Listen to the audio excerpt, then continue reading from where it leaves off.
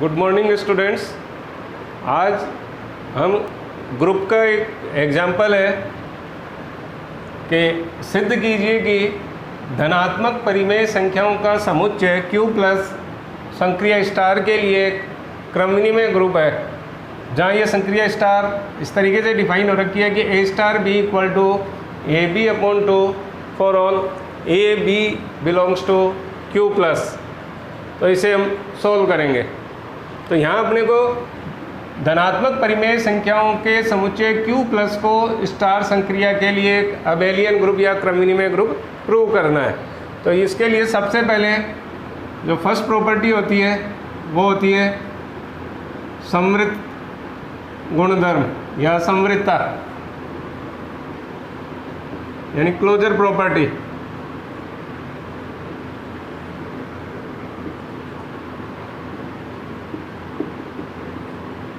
Closure property के लिए हम Q प्लस के दो एलिमेंट लेंगे कि मान लिया जाए A और B Q प्लस के दो एलिमेंट हैं, तब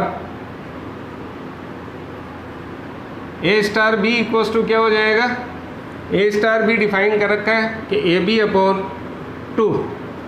अब यदि ए बी अपॉन टू ये भी Q प्लस का एलिमेंट हो जाए तो A स्टार B भी Q प्लस का एलिमेंट हो जाएगा। तब ए बी चूँकि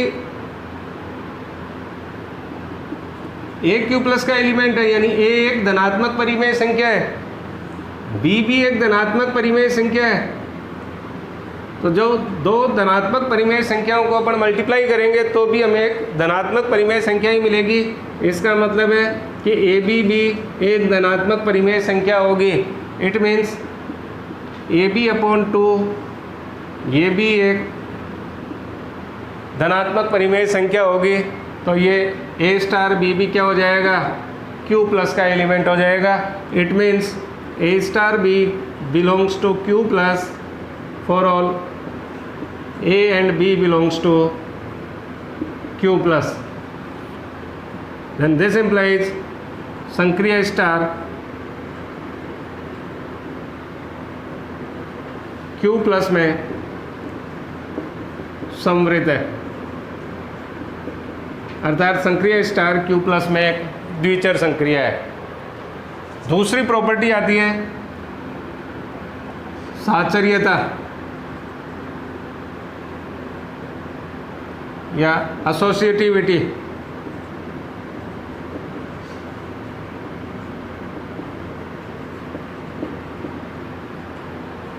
एसोसिएटिविटी के लिए हम Q प्लस के तीन एलिमेंट लेंगे कि मान लिया जाए A, B और C ये Q प्लस के तीन एलिमेंट है। तब अपन देखेंगे कि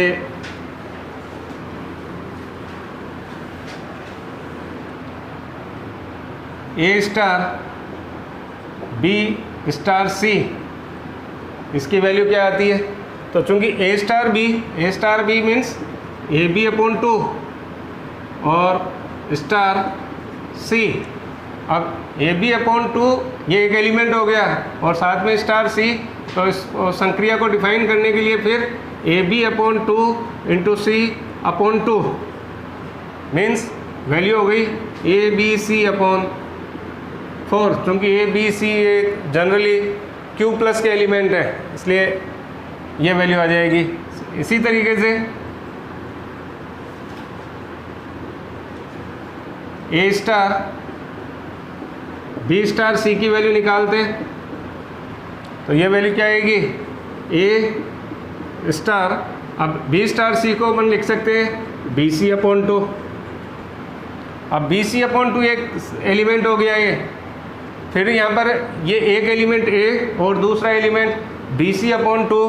तो इससे हम क्या लिख सकते हैं कि A B C upon two और अपॉन टू, यानी फिर A B C upon four.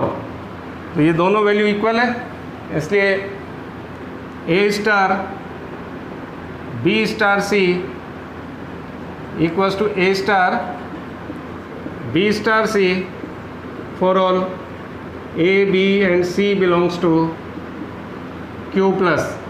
Then this implies संक्रिया स्टार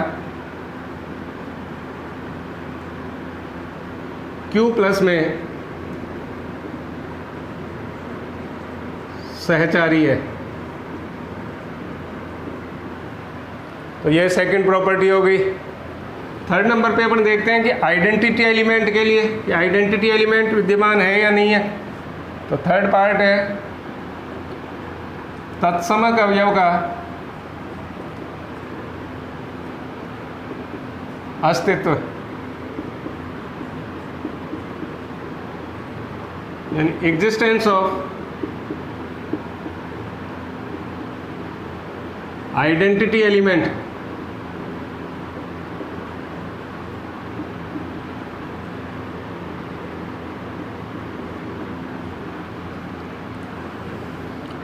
इस तरीके की प्रॉब्लम्स के में आइडेंटिटी एलिमेंट ज्ञात करने के लिए अपन क्या करेंगे कि मान लेते हैं कि माना P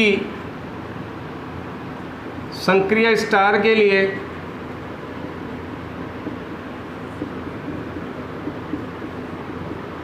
Q प्लस का तत्समक अवयव है।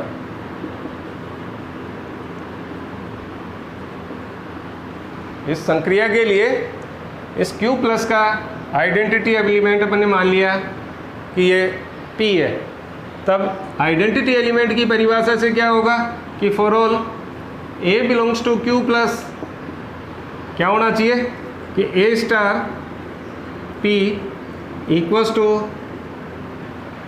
ए ही आना चाहिए equals to P star A। अब यहाँ इनमें से एक ले लेते हैं कोई सा भी किया, तो A star P equal to A मान के चलो, या A equals to P star A। तब A स्टार P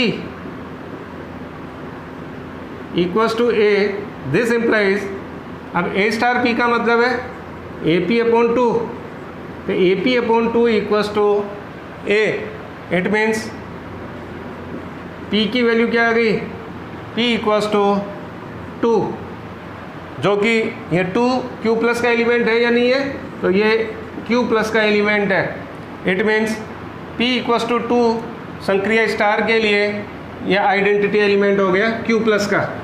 इसका मतलब हो गया कि implies P equals two 2, this belongs to Q plus, ये संक्रिय स्टार के लिए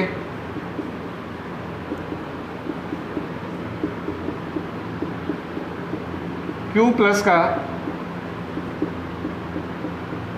तत्समक अवयव है।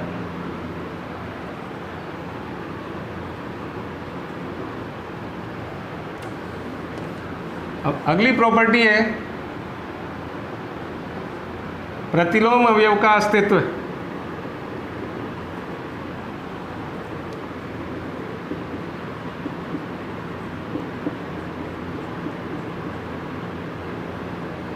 प्रतिलोम अवयव का अस्तित्व या existence of inverse element.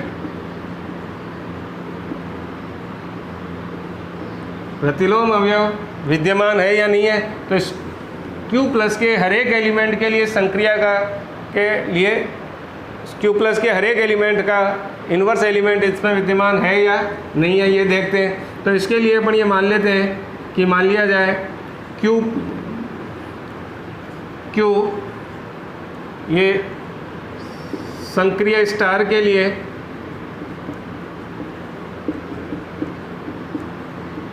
A belongs to Q plus का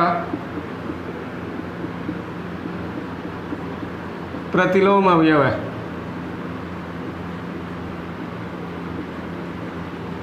तो प्रतिलोम अवयव की डेफिनेशन से क्या हो जाएगा कि then this implies A star Q, इस A को अगर Q से ऑपरेट कराएंगे, क्योंकि आइडेंटिटी उसको प्रतिलोम अवयव बता रहे हैं, तो A स्टार Q की वैल्यू क्या आनी चाहिए, आइडेंटिटी एलिमेंट। और यहाँ इस केस में आइडेंटिटी एलिमेंट क्या आ रहा है, 2, तो A star Q equals two 2 equals two Q star A। अब इसमें से भी कोई एक पार्ट ले लो कि मान लिया जाए A star Q equals two 2, then this implies A star Q का मतलब है AQ upon 2 equals two 2, implies Q equals two हो गया 4/A। अब चूंकि A Q का एलिमेंट है, since A belongs to Q plus, then this implies 4/A भी क्या हो जाएगा, Q प्लस का एलिमेंट होगा, तो ये Q प्लस का एलिमेंट है।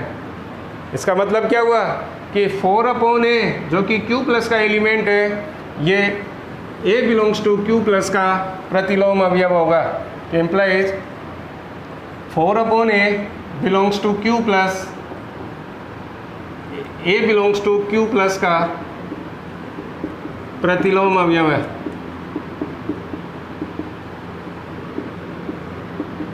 तो A तो एक जनरल एलिमेंट लिया है, इसका मतलब ये हुआ कि Q प्लस के कोई से भी एलिमेंट लो, Q प्लस के हर एक एलिमेंट का प्रतिलोम अवयव Q में विद्यमान होगा।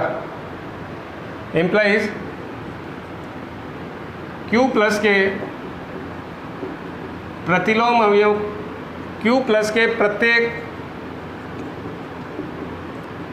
अवयव का प्रतिलोम अवयव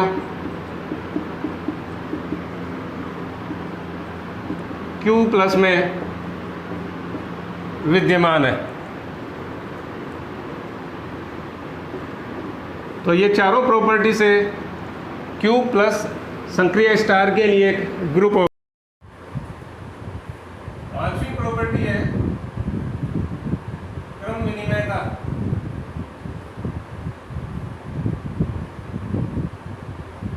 कम्यूटेटिविटी।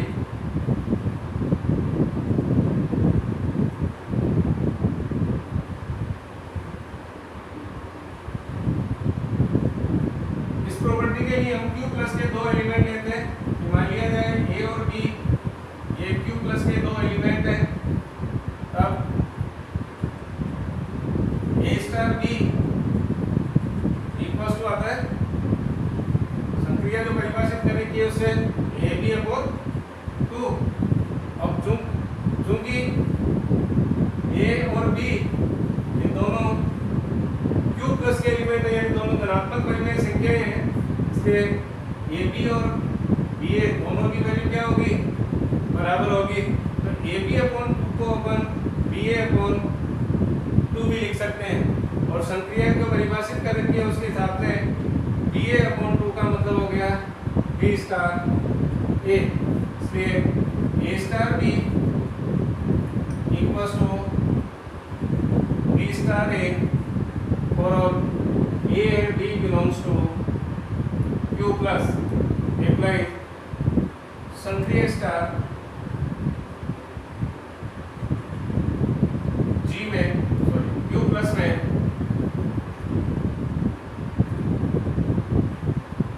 क्रम विनिमय।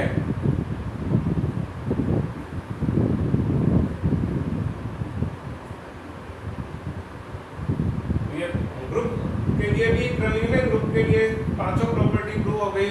इसका मतलब हुआ कि इम्प्लाइज Q प्लस संक्रिय स्टार के लिए यानी Q प्लस स्टार एक क्रम विनिमय